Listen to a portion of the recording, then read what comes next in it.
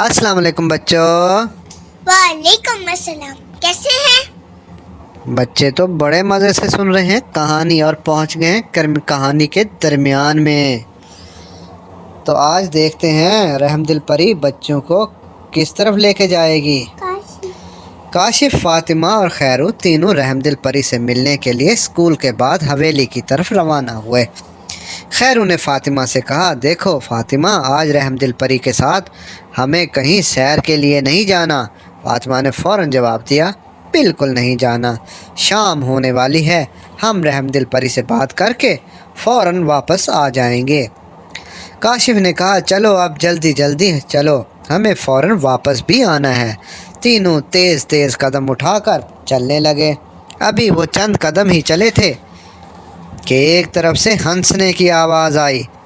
खैरू फ़ौरन रुक गया। फातिमा, तुमने हंसने की आवाज़ सुनी? फातिमा कहने लगी, हाँ सुनी। खैरू बोला, ये तो बिल्कुल रहमदिल परी के हंसने की आवाज़ है। काशिफ ने फ़ौरन हाथ हिलाकर कहा, तुम्हारे कान बज रहे हैं, रहमदिल परी परिस्तान में होगी, यहाँ वो क्या करने आएगी? अचानक रहमदिल परी उनके सामने आकर खड़ी हो गई और बोली, क्यों काशिफ, मैं यहाँ नहीं आ सकती?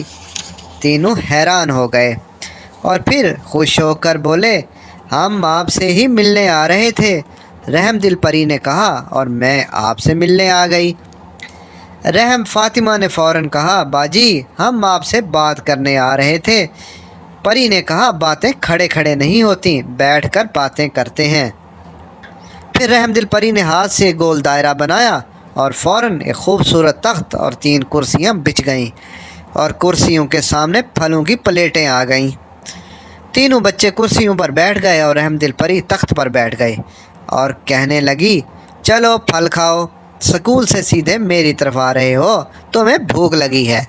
खैरू ने कहा, बाजी, हम इन फलों के बारे में ही आपसे बात करने आए हैं।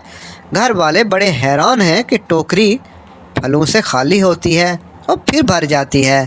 फातिमा ने कहा, हम हैरान हैं, हम घर वालों को क्या जवाब देंगे?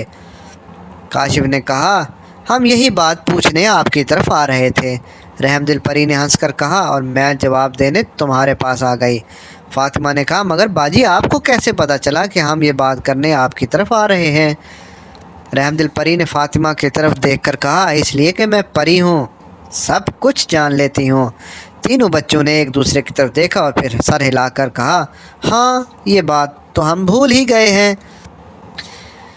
रहमदिल परी ने उनसे कहा, मैं तुम्हारा मसला हल कर दिया है, अब घर वाले तुमसे कुछ नहीं पूछेंगे, बस तुम रोज़ फल खाओ और सेहतमंद हो जाओ और खूब दिल लगाकर पढ़ाई करो। खैरू ने पूछा, बाजी कैसे, क्या है मसले का हल? परी ने हंसकर कहा, तुमको आम खाने से मतलब या दरख्त गिनने से?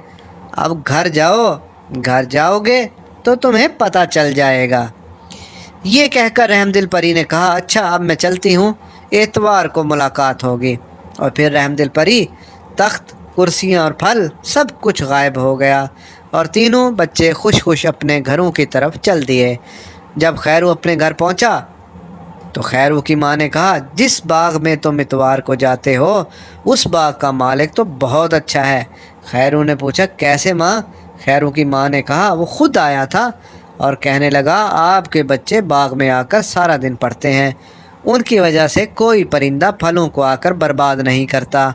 उनके बाग में आने से मुझे बहुत फ़ायदा होता है, इसलिए मैंने सोचा कि फलों की एक और टोकरी रोज़ाना आपके घर पहुंच जाया करेगी, और वो ये टोकरी दे गया है।